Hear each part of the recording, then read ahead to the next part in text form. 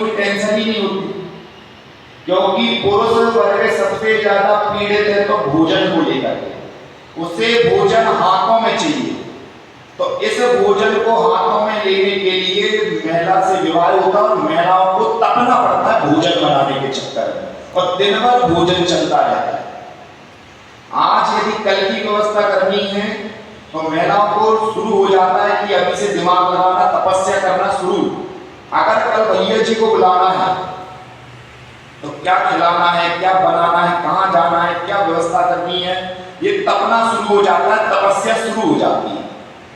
अब दूसरी बात अगर पुरुष वर्ग की जाए तो पुरुष वर्ग भी व्यापार आदि करके वो भी तो तप रहा है ना, वो भी तो एक तपस्या है। अगर वो व्यापार में सुबह से लेकर शाम तक बैठता है और यदि वो व्यापार के लिए बैठा है, कुछ पाने के लिए बैठा है, तो उस पाने के लिए भी उसे तपना पड़ता है। बिना तपे तो अगर एक स्कूल में एक बालक अगर स्कूल जाता है तो उसे स्कूल जाने में भी तपना पड़ता है, तपस्या करनी पड़ती है। क्योंकि उसकी तपस्या कब तक चलती है? क्योंकि माता पिता ने उससे बहुत सारी उम्मीदें लगा रखी है, आशा लगा रखी है ना। मेरे बेटे विराजमान हो गए, और विराजमान होने के बाद में सभी लोग आने लगे, दर्शन करने लगे, अष्टद्रव्य से पूजा होने लगी, और जिसको जो बदला कहने का मतलब वो फल फूल आदि चढ़ाने लगा। कुछ समय व्यतीत हुआ और कुछ समय व्यतीत होने के बाद में शिल्पी की नजर पुनः उस पहले वाले पाषाण पर पड़ी। उसने फेंका था ना, जो वो कह रहा था मेरे को छेड़ना मत, क्योंकि मुझे नहीं करना, मुझे ये सब मत करो, मैं जैसा हूं जैसा हूं। शिल्पी ने कहा अब इसका समय आ गया, क्योंकि पहला दूसरा पत्थर तो भगवान बना दिया उसने। पहले पत्थर का क्या किया है, उसने उठाया और मंदिर की कमर का सबसे पहले, ठीक है, सबसे पहले रखा, और सबसे पहले रखा तो कहा लोग आते नारियल लाते और नारियल को फोड़ना चालू कर दिया उसने। इसी मंदिर को मत लेना, कहीं भी मंदिर में प्रसाद के रूप में उदाहरण है ना, प्रसंग होते हैं, दृष्टांत होते हैं। लोगों ने बाहर से दर्शन करते, लेकिन दर्शन करने के पहले उसमें नारियल फोड़े जाना, फिर भी वही कष्ट बन गया ना। यहाँ वहां नारियल फोड़ा जा रहा है, वो दूसरा पाषाण की पूजा हो रही। मंदिर बदलते बदलते ये जिन शब्द किसमें परिवर्तन हो गया, जैन में। तो जिन सबको अच्छा नहीं लग रहा था तो उन्होंने क्या किया, यहाँ कन्वर्ट कर दिया जैन शब्द है, यानी छोटी ई की मात्रा को आई की मात्रा बदल दी। तो ये विकृति आई हमारे अंदर। तो यहाँ बात कर रहे हैं कि आज उत्तम तप धर्म का दिन है, और उत्तम तप के दिन हम सभी को तपना है। जैसे एक आपने देखा कि भगवान विराजमान है, तो ये जो भगवान विराजमान है किसमें विराजमान है, पाषाण में विराजमान। एक शिल्पी जा रहा है और उसे ठोकर लगती है, ठोकर लगने के बाद में वो शिल्पी जब नीचे देखता है, नीचे देखने के बाद में दिखता है तो शिला से मेरा पैर टकराया, मुझे खून निकलने लगा। लेकिन शिल्पी यानी कलाकार के दिमाग में कलाकारी चलती रहती है कि यदि इसने मुझे ठोकर मारी है तो या तो मैं इसको भगवान बना दूंगा, या तो इतना निकृष्ट गिरा दूंगा कि कहीं का नहीं रह जाएगा, ना घर का रह जाएगा ना घाट का रह जाएगा।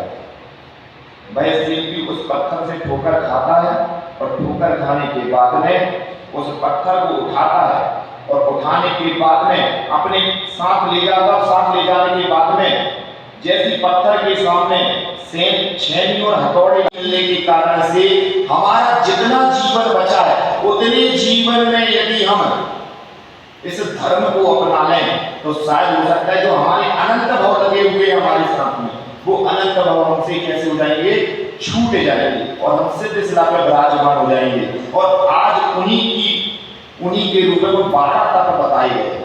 12 तप, कुछ बाह्य तप है और कुछ अंतरंग तप है। आचार्यों ने शास्त्रों में, आगम में उनको 2 भागों में विभक्त कर दिया कि भैया 12 तप होते हैं, 12 तपों में भी 6 बाह्य कर लो और 6 अंतरण कर लो। तो बाह्य का कौन से है? अनशन, ऊनोदर, वृत्ति परिसंख्यान, रस परित्याग और काय क्लेश, विवेक संध्यासन। नहीं समझ में आया ना? देखो बाह्य का अनशन यानी पहली बात तो अनशन, और एक होता है असन। असन होता है आहार, असन का अर्थ होता है आहार, और अनशन का मतलब होता है चारों प्रकार के आहार। आया समझ में? असन यानी आहार और अनशन यानी चारों प्रकार के आहार का जो त्याग करता है व्रत उपवास के समय, उसको कौन सा तप होता है? अनशन तप होता है। और दूसरा आता है ऊनोदर। ऊनोदर यानी मुकुरे विभावाश्चित्ता समं भान्ति द्रवे वैजनिक संतोषरहिता जगत् साक्षी मार्ग प्रकटन भगवानुर्यो। बोलिए सभी।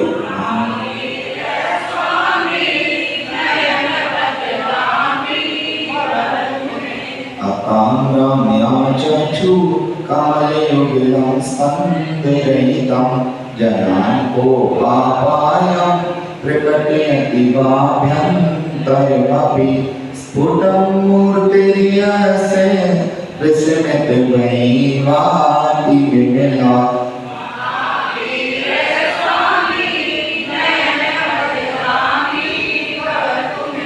हे भगवान नमोस्तु।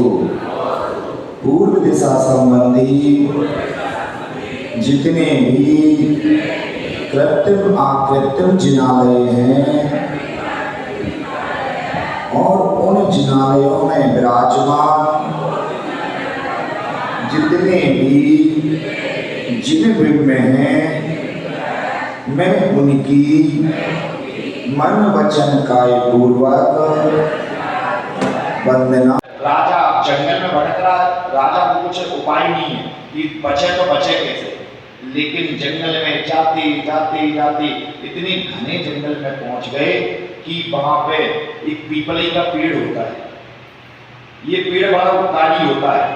वो तो मिथ्या भ्रांति आप लोगों की कि पीपल के पेड़ में आप लोगों ने भूत पिशाच डाल दिए, व्यंतर डाल दिए।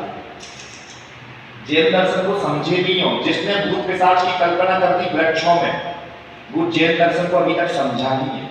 मानते हो? कितने लोग मानते हो इसमें? ख्याल को बताओ। मानते हो? एक बार प्रश्न किया था, इसी के तहत पूछ रहा हूं। श्री शांति धारा में एक शब्द आता है ना कि मारणोच्चाटन विदेश्वर मोहन वशीकरणादि दोषान छिंदी छिंदी विद्धि विद्धि। ये मारणोच्चाटन वशीकरण आदि ये क्या है? ये दोष हैं। जैसे आपने भगवान से प्रतिज्ञा ली, ये प्रतिज्ञा कैसी होती है? कसाय वाली होती है। इससे स्वर्ग नहीं मिलेगा। भगवान मैं